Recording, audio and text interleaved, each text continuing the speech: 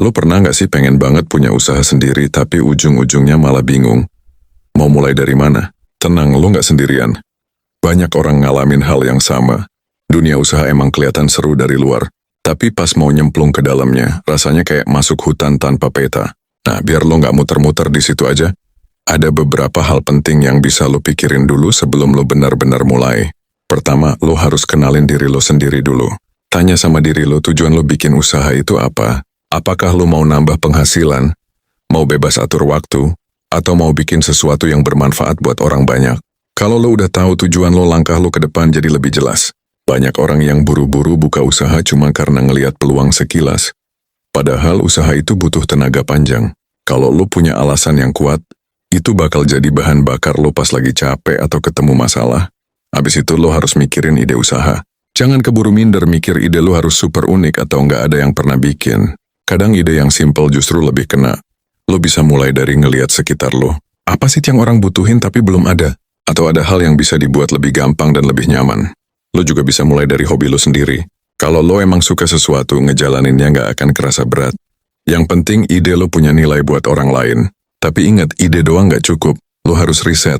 Riset ini bukan cuma buat gaya-gaya, tapi buat ngecek apakah ide lo beneran punya peluang. Caranya bisa macem-macem. Lo bisa ngobrol sama calon pelanggan, bisa juga ngeliatin tren yang lagi jalan atau sekadar ngamatin pasar di sekitar lo. Misalnya kalau lo mau jual makanan, coba lihat orang lebih suka menu apa, harga berapa yang masih masuk akal, sama gimana kualitas pesaing lo. Riset bikin lo lebih siap, bukan sekadar nebak-nebak. Nah, biasanya orang langsung kepikiran soal modal. Padahal modal nggak selalu berarti duit gede. Modal bisa berupa skill yang lo punya, pengalaman lo, teman-teman yang bisa bantu, atau bahkan waktu yang lo relain buat serius ngerjain usaha. Duit emang penting, tapi bukan segalanya. Banyak kok orang yang mulai dari modal kecil tapi bisa berkembang karena mereka kreatif, tekun, dan mau terus belajar. Jadi fokus dulu ke apa yang lo punya, bukan ke apa yang belum lo pegang. Terus, jangan lupa bikin rencana. Rencana ini nggak harus ribet. Cukup jawab beberapa pertanyaan sederhana. Siapa target pembeli lo? Gimana cara lo jualan? Berapa harga yang masuk akal sama gimana cara lo jaga kualitas? Dengan rencana kayak gitu aja, lo udah punya pegangan biar usaha lo nggak asal jalan. Satu hal yang sering bikin orang mandek adalah rasa takut gagal. Lo pasti pernah ngerasain itu juga kan? Tapi coba lo pikir, gagal itu bukan akhir. Justru gagal sering kali jadi guru paling berharga. Banyak orang sukses yang dulunya gagal berkali-kali, tapi mereka nggak berhenti. Jadi daripada lo terlalu mikirin gagal, lebih baik lu siap mental buat belajar kalau itu beneran kejadian. Selain itu, usaha butuh disiplin. Disiplin ini bentuknya banyak. Bisa soal waktu, soal duit, atau soal kualitas produk lo. Kalau lo nggak disiplin, usaha lo gampang banget goyang.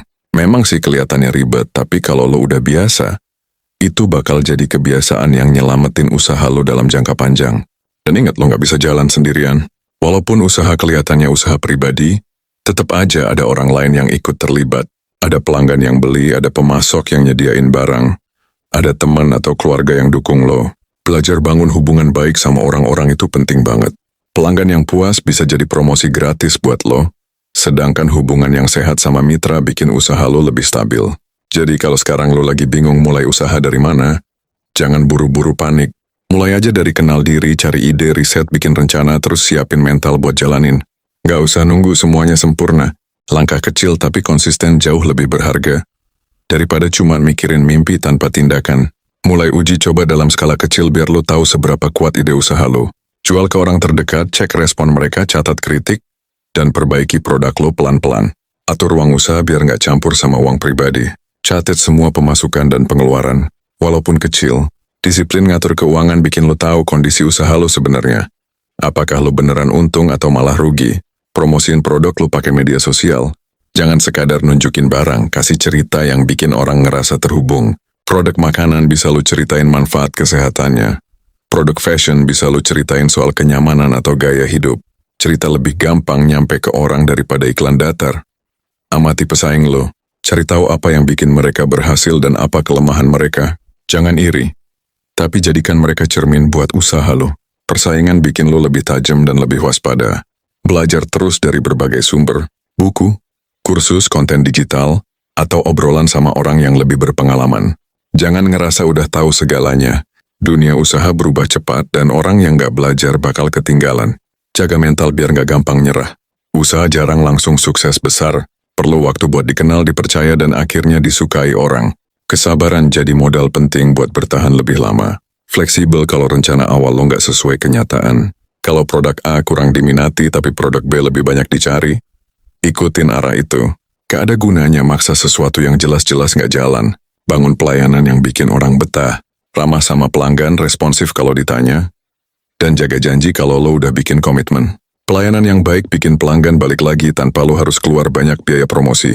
Gunakan teknologi buat ngebantu kerjaan lo. Catatan keuangan bisa lebih rapi pakai aplikasi, promosi lebih luas pakai platform online, komunikasi lebih gampang pakai pesan otomatis.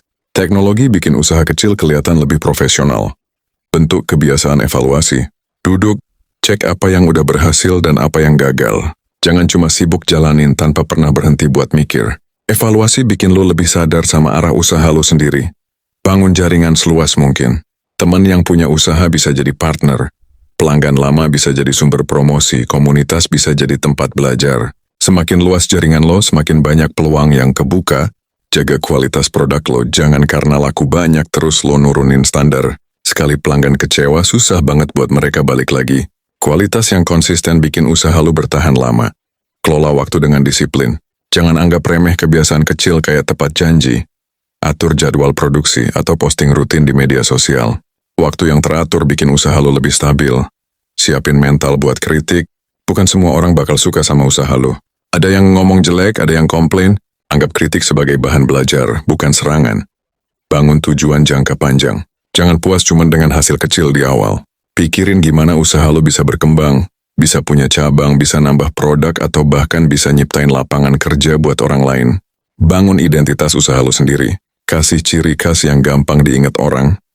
Entah dari nama, logo, rasa, gaya pelayanan, atau bahkan cara lo komunikasiin produk. Identitas yang kuat bikin usaha lo beda dari ribuan usaha lain yang ada di luar sana.